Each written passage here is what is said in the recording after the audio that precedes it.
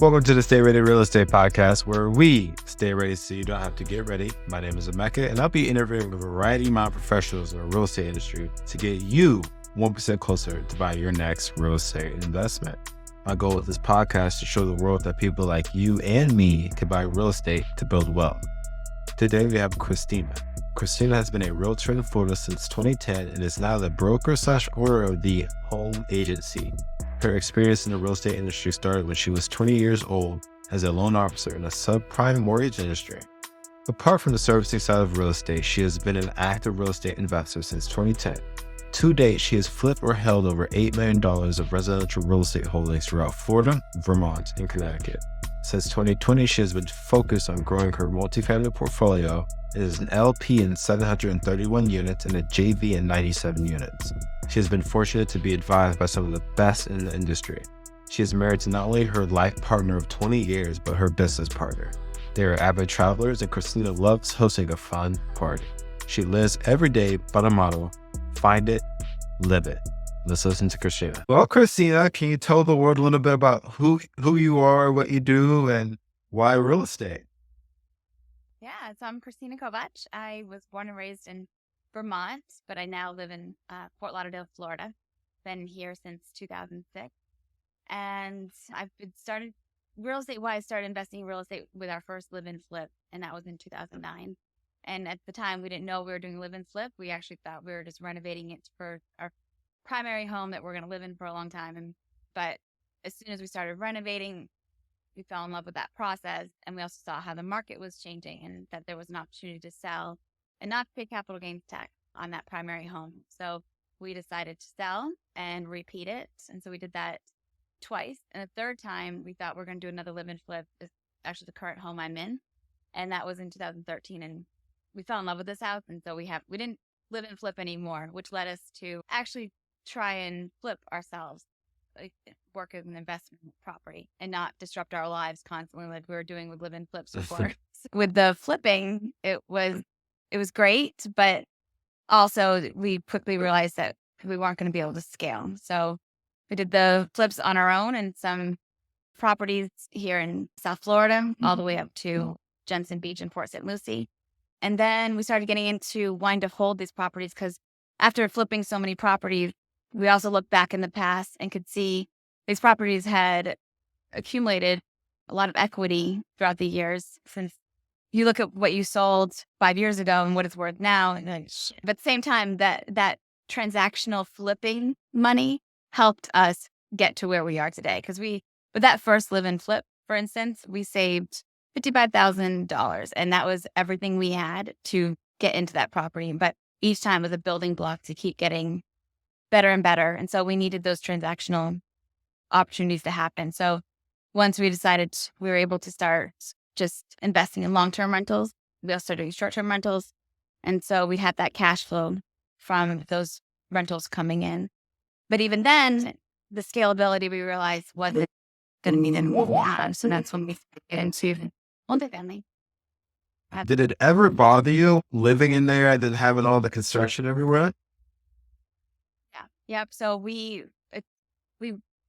tried to plan our move accordingly, but didn't always work out that way. There were times we had to live in Airbnbs and hotels part-time because things were not, our Airbnb reservation was ending, but the house still wasn't livable enough, So then we'd have to get into a hotel, and we had a dog, so we get a dog-friendly hotel for a little bit. So it was we just had to be able to pivot and move and be flexible. And that was all part of it. And then when we actually came into the first property, for instance, we lived in that completely because we were so cash poor with that one. But the other ones, we were able to do the Airbnbs and hotels. But even still, it wasn't fully done. So we were living in the construction zone. But it is what it is. It's mind over matter. Get over it. Get it done. It's just, if you're worrying about things, then it's just making life more stressful. There's nothing you can do about it. Were you doing this full time, or did you also have other occupations? Yeah. So my husband and I, we moved here we were in California for a couple of years, and we bought into a franchise together. It's called the Revelco anti-theft device that secures vehicles from being stolen. So we bought into that in 2006. So we had that business together. That business was doing good, but it wasn't as good as we thought it was going to do initially. So I started doing marketing promotions as a brand manager, and he opened up a business called Mighty Wired and doing TV installs, sound installations. And then from there, when we did our first live and flip is when I got the first taste of real estate and realized I wanted to also become a real estate agent. So then I got out of the marketing and I was full into real estate at that point and renting homes in addition to more investing. So it gave me the flexibility to get more in line and into our investments too. That first off, that's amazing. It sounds like you were wearing multiple hats at the time. I've talked to multiple people, and a lot of them say that they don't have time. No matter what age they are, they always have something to do. And since I've been getting older, I feel like I'm always busy and I always have something to do. But somehow be able to still find time to, get to real estate. So what would you say to those people who say they don't have time? And what did you do personally to manage your time to be able to have all these hats? I think if you don't have time, then you should look into things that are just passive because you're not passionate about real estate enough to make the time. We all have choices. I'm sure at some point, the people that say they don't have time still watch Netflix, still do other things that are actually progressing them in life. So if you don't want to make the time, then that's fine. Then you can try and invest passively and learn about that.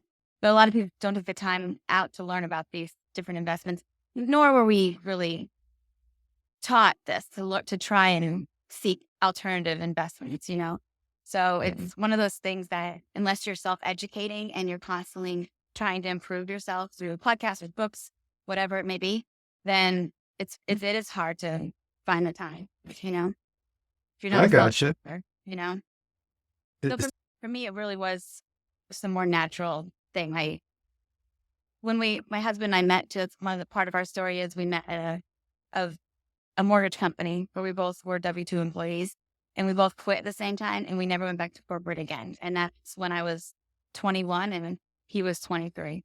So within us, we are self-starters and we want to keep going and growing.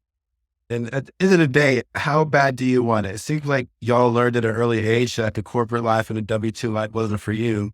So you found a way. Whether you made it or you sank and you drowned. You were doing live and flips, and it sounds like, you're doing the podcast, reading books. Was that the only way you were educating yourselves about real estate, or were you just learning as you went?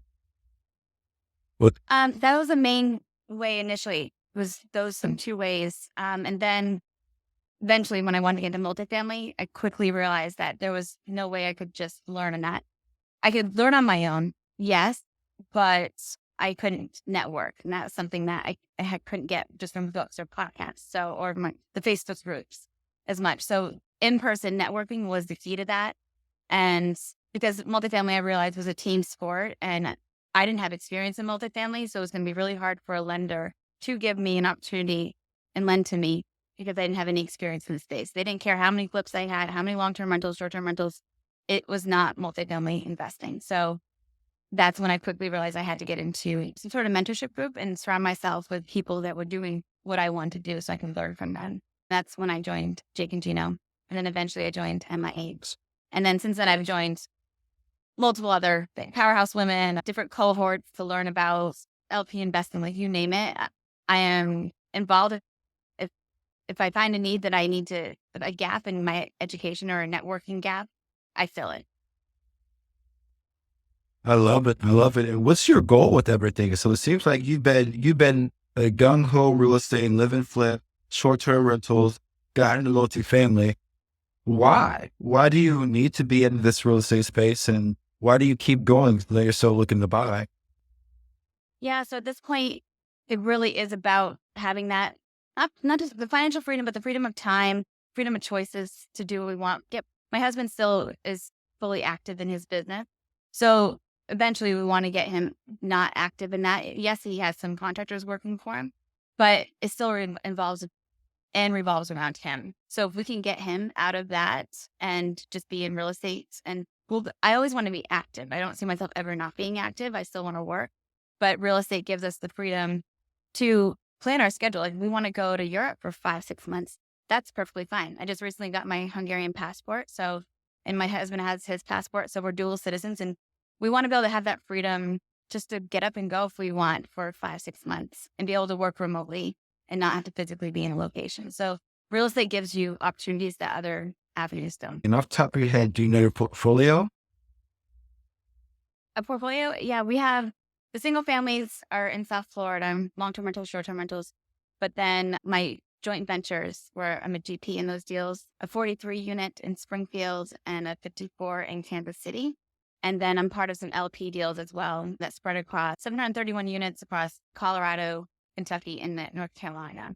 And so all of them have been vastly different experiences. And so this has been, since I've started investing in 2022, I started learning in 21, 22, started actually actively investing. And it's been a huge learning curve and process. So that's the thing. All of this is still, there's still so much further to go. And it's only going to keep getting better because I'm learning from the different things that I maybe made a mistake on before. I now can look at LP deals in a completely different way than I did initially. Before I just look at the IRR looks good. Okay, cool. And the equity multiple. Yep, sounds good. Team looks good. But now when I look at an LP deal, I am dissecting that thing. There's been, LP deals that one, I'm a Class A on, so I'm getting those quarterly returns. But another one, occasionally a quarter, I'll get $75, So maybe that will play out better, but for the past year and a half, it hasn't really given me the returns that I've been looking for, that I was expecting. And so if I had known some things better, then I probably wouldn't have gotten into that deal. But I just really assumed on the operator's experience. And because they're part of bigger pockets too. So that's like a huge name. So I just felt so reliable with them and everything's going well, but they've been in the industry for decades and they still can't have pictured what happened with the market. So the biggest problem with that LP deal is where I'm only getting minimal money right now is that they bought a rate cap, but they didn't buy a high enough rate cap.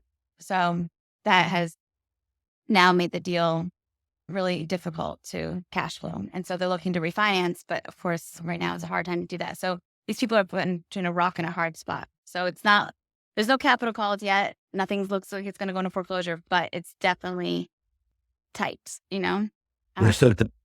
But it's just things that you learn along the way. Otherwise, sometimes you just got to get in it to learn.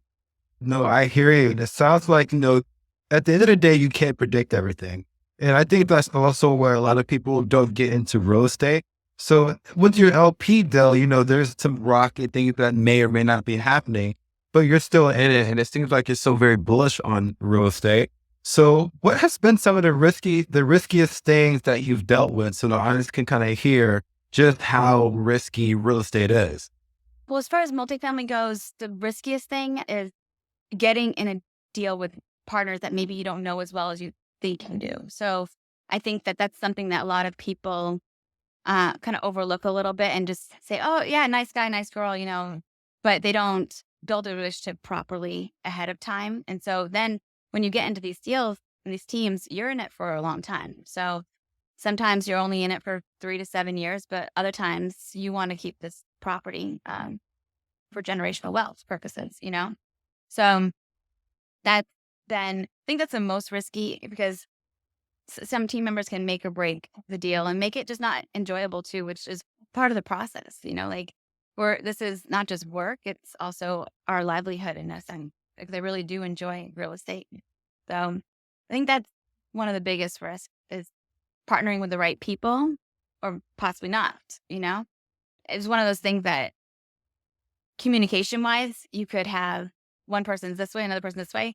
And for me, for instance, when I identify a problem, I want to fix that problem and we're going to be as transparent as possible in how to fix this and make it work. And so other people can be a little bit more passive and it's just that's not. So the way that things can work, that's the situation that I've experienced where if you don't nip things in the bud right away, then it just becomes a bigger problem. So finding who you work with and mesh with the most, and now that's because of situations that have happened, I have found core team members that I will grow with and we will continue to do business together, and others we won't. So it's just one of those situations that you don't know until you do. And so you got to give it a try, but it is a risk. So everything has risks in life, but you have to take them in order to know if anything's going to work or not, you know?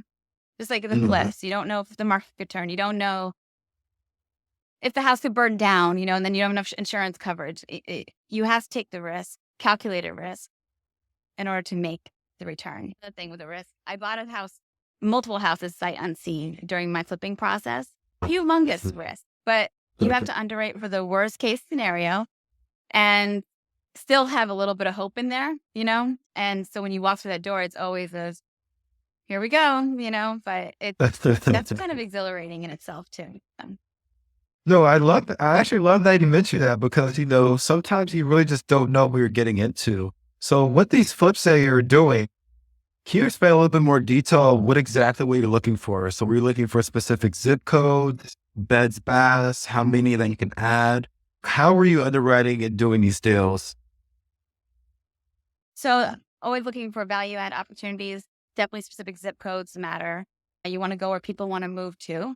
But say if I saw a house that was 1,800 square feet, but only had 2 bedrooms, but I saw an opportunity to make that 3rd bedroom, or I saw an opportunity to add that 2nd bathroom, that is tremendous value add. So of course you can do all the cosmetic upgrades, but whenever you can add a bathroom or a bedroom, you're really adding a lot of value. So those was always the main thing for me. And then just also here in Florida, especially people for wind mitigation purposes, it's always really nice to put those hurricane windows and add a new roof. The things that are going to make their insurance costs premium go down, also make them know they're coming into a nice solid investment. So yeah, the beds and baths are the biggest things. So for me.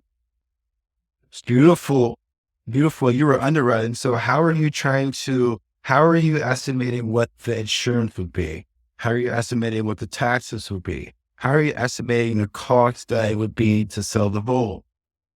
Yeah. So with insurance, multiple quotes, just reaching out, and you have a lot of brokers that know that you work with them on different deals. And so I always had 2 or 3 different people always get quote, or more than that sometimes if they come in where I wanted. And taxes in Florida, this is a high estimate always, but I always do 2% of the sale price. And it usually comes in more around 1.5-ish, but I do 2% just for the buffer for underwriting. And that's what, upon purchase, it's going to be taxes for the next year because Florida does tax assessments in arrears. So it's always, some realtors don't explain that situation to buyers. And it's always such a horrible feeling when they get their tax bill that next year and they realize it jumped. Because the previous person that lived there could have been there for 40 years and they had homestead, so they only went up 3% every year, maybe had a $3,000 tax bill. Then they come in and their tax bill's $18,000 because they bought the purchase price. So it's just the way it goes in Florida. So you have to definitely account for that. And then for comping, it's typical. I mean, you're using comps in residential real estate that are nearby.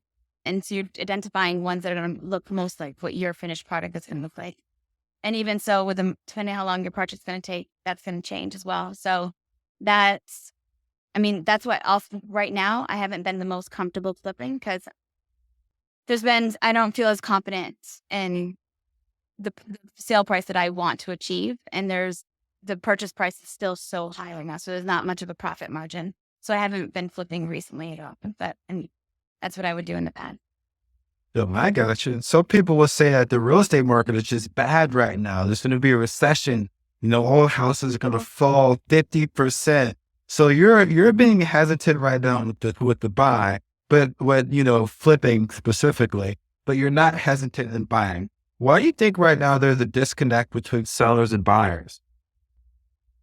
I mean, sellers still have that idea that things are worth as much as they were in 21 and early 22. So it's just hard to let go of something that you had in your head of what it was, and versus what reality is. Reality is a hard pill to swallow for a lot of people, no matter what topic it is. So having an idea that you had this much equity, all this money that was just not actual money, it's not real until it's in your hands. So, and something is only worth what a buyer's willing to pay, period. There's comps out there, yes, but if your house has a certain thing on a certain road that someone's not interested, well, guess what? You're going to get significantly less than the person a few streets away. That's just the way it goes. So buyers, obviously the interest rates are higher, so they can only afford so much, so it's keeping people renting longer. And that's also a reason why I like multifamily real estate. And that's why I'm heavy on buying multifamily, because we are in a renter's nation, unfortunately, for some people that won't be able to buy, but it is an opportunity for multifamily investors. Yep, I love how to say opportunity. I did not prep you for this, but where do you think the real estate market is headed to at the end of the year, at the beginning of 2025? Okay. So for multifamily, there's a disconnect with sellers and buyers there as well. So the biggest opportunity is going to be with loans that are coming due, bridge loans that people are trying to can't refinance out of, so they're trying to sell, or just operational. A lot of people got into multifamily that are not good at operations, and multifamily money is made through operations, through asset management, and you've got to be on the pulse all the time. And so many people thought it was more passive, and that is such bullshit. Like, it could not be further from the truth, And so the people that are in these loan situations or in situations where are more passive rather than active, where the property is not cash flowing properly, they have to sell. So that's the opportunity for those. So prices are going to come down for those a little bit, but it's still a healthy market, And then in residential, things are still going strong. As much as people say it slowed down so much, yes, a little bit, but people are with the right deal. If sellers can move a little bit, buyers are still coming. So, and there's foreign money, like we were talking about before. There's different reasons why people come in. They want to take their funds from their country and put it into a solid economic environment like the U.S. and the real estate market. That's better than possibly in a market where they are. So there's different reasons why, especially in Florida. Florida is always, the grant is still growing rapidly. I know you have a very, very killer and a rocking deal, your short-term, your Airbnb out in South Florida. Can you explain how you found the deal, why you decided to make it an Airbnb versus flipping or doing a long-term rental, and the success of it? How are you able to keep it successful, keep people coming, especially when people are kind of scared of Airbnbs right now? Yeah, so that short-term rental, it came about because I had a short-term rental in that same neighborhood from 2016 to 2020. And I sold that past short-term rental in August of 2020. And it was one of those things that I was kind of burnt out because I had 3 short-term rentals at one time in 3 different states. And then with the pandemic hitting and losing the renters, I just was kind of just feeling like I wanted to get out of it. And that's also when I was looking to learn more about multifamily and grow. So the cash out of that propelled me into multifamily as well. Well, then we missed the area so much, because part of these short-term rentals is you're not just doing it for the cash flow. You're also doing it so you can enjoy it. It's your second home. The loans that you get on these properties are second homes for that reason, because the owners go there and enjoy it while they also rent it out and cash flow from it. So I always had a search going for properties nearby my last short-term rental. And when this one popped up, it is just one of those that makes you stop in your tracks. And that's exactly what Airbnb and BRB short-term rentals need. Like, you need something unique that stands out, that's going to make people go, oh my gosh, I want to stay there. I want to see what's inside. I want to experience that insane pool that looks like the shape of Florida, in the backyard. Like, there's just so many unique items. And with so many people getting into the short-term rental space throughout the pandemic, mid 2020 until now, so many people, just like with multifamily, got into it thinking it was more passive, or just thought they could get a 3-2 and furnish it, and then renters start coming in. Well, there ended up being like an abundance of this. And so supply and demand, it just doesn't work out. So if you have an average house, you're not going to be able to charge those premium rates when every other house near you is doing the same exact thing. So I knew that if we were going to get into this again, it had to be a super unique property. And that's exactly what happened. So my last property I owned is still on the market as short-term rental.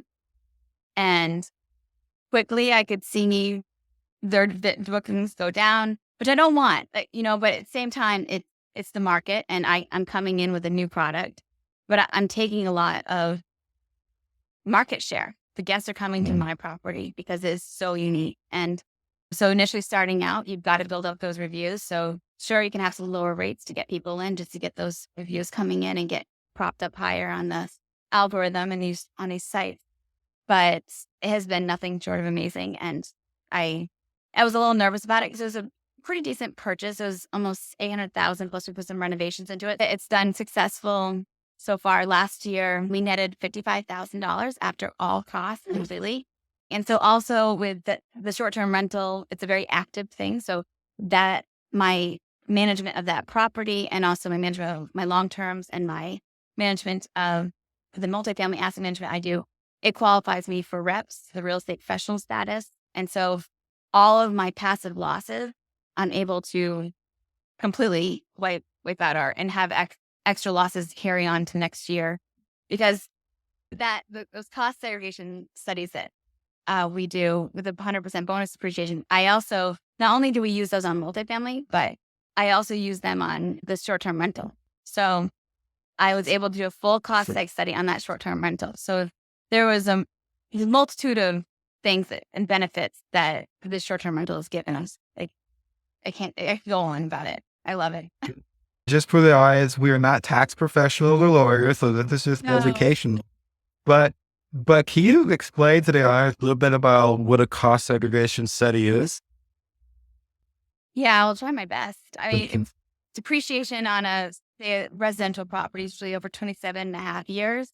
With this, you accelerate it all into that year one. And with the costs, they go through every line item. So the roof, your driveway, the structures on everything in the house, the HVAC, everything gets depreciated fully, and that the value of that goes into full 1 year to come off, rather than 27 and a half years. And so also the short-term rental, not only do the physical components of the house get depreciated, but the furniture. So all that new furniture I buy, I was able to put in that depreciation schedule as well. So it's a really nice bang for your buck. Say, like, it's worth, I paid, I think, like $1,100 for the study, and I can't remember how much, but I think it was around 80,000 or 7,000. So I was able to put in to our tax return as depreciation. But overall, with all the multifamily, all the single family cost segs I did, we had about $228,000 in passive losses. And most of that I was able to use to offset our active income. So there's just so many benefits to multifamily and real estate in general than just that. I got you. And have you seen any other investment class to give you as much benefits as real estate? Not with having collateral to back it up. And that's huge. So not that I feel most secure with real estate because it's a tangible asset. I can believe in a company and invest in its stock or anything I did in crypto, I just consider it a loss, and it's just sitting there, and maybe one day something will become of it, but I don't know anything much about it. So it's thing like investing in something that you are not fully educated on is also a bad idea. And that's why I do the education on real estate, because I want to know everything, the ins and outs. So I am a smart investor, and I'm not making mistakes. But in stocks, crypto, there's only so much how far I can push myself. That. So I just gotta pick one thing sometimes, No, that's a smart thing to do, in my opinion. So if you were to look back at yourself in, I believe you said 2009, when you did your first live-in flip, how would you get into real estate if you had the knowledge you had now? Would you still do the live-in flip, or would you go straight to multifamily or find a short-term rental? Oh man, if I knew what I know now, then I would 100% get into multifamily right away and start networking with people. I had no idea. It's frustrating how long it took me to realize that, but your network is your net worth is completely true. And I never, because we were so self-employed since we were 20 and 21, that I really wasn't networking too much. Everything was we just get things done on our own, But once I started reaching out and networking, it just expanded everything for us. So everything's possible. Nothing's impossible when you put in the work and you have the right people around you. So we're going to move into our next segment of the show where I ask everyone the same 3 questions. Number 1, what are the 2 books you recommend an aspiring investor to read? So the first one that got me interested in multifamily was Brian Murray's Crushing It in Apartments and Commercial Real Estate. It's one of those books that's not just about the analytics, but it's about his personal story. And he did multifamily, he did office, you name it. But it's a really good journey. And he tells the good and the bad, which I appreciate too, since it's not all rosy. So, and since then, he's now partnered with Brandon Turner on Open Door Capital, and they have thousands of meetings together. And just a really incredible, humble man that I've never met, but it'd be cool to meet him sometime. But that was a great book. Then the other one, Principles by Ray Dalio. Just so many golden nuggets that I relate to in that book. Goal setting, and like I mentioned earlier, there's a problem, identify it. Okay, let's talk about it, everyone. Communication, like it's just a no bullshit book about getting through to the problem, solving it, and executing on that for the future plan of what it's going to be. But he does this in a much more elegant way than I'm saying, right? Amazing book by Ray Dalio. What's the most impactful speech or lesson that helped you in life or in your career?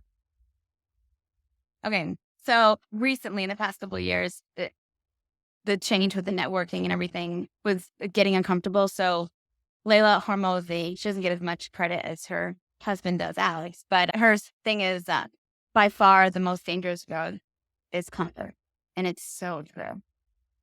The more comfortable you are, you're just going to be just sitting peachy and not doing much more, you know? But if you're getting uncomfortable, it really, you can push those windows and find out what's on the other side. And if you could have dinner with anyone, dead or alive, who would it be and why? Okay. This was a hard one because my instinct is to say, my Nana and Papa, like, I just want to see them and hug them. And that's like the thing. But then there's so many other people that would just be so cool. But it would be them first. And it's always, you said only one person, but the other people that come into my mind are Anthony Bourdain, because I think he had incredible philosophical ways of teaching us through other people's cultures, and just a beautiful soul. And he'd be freaking fun to have dinner with. And then back to from being young, Oprah was a huge influence on me. She was in my ear all the time, and the Queen Madonna. So sounds good. And how can the audience reach you if they want to ask you questions or reach out for advice? Yeah, so my website's ChristinaKovacs.com, but you can, with my name, Facebook and Instagram, LinkedIn. Yeah, just reach out. We can schedule a Calendly call, and I'd love to meet new people. So. Sounds good. I got to put your Airbnb link so people can really see how exciting it is to be in your place. Well, Christina, thank you so much for joining the show, and I hope to have you again soon. That was Christina, everybody. At the beginning of the podcast, I told you I'd give you 3 actionable steps that would help you get 1% closer to getting your next property. Before then, please like, subscribe, rate, comment, whatever if you enjoyed this podcast. It would mean the world to me, and your comments, your feedback will help me make this podcast better. Action step 1.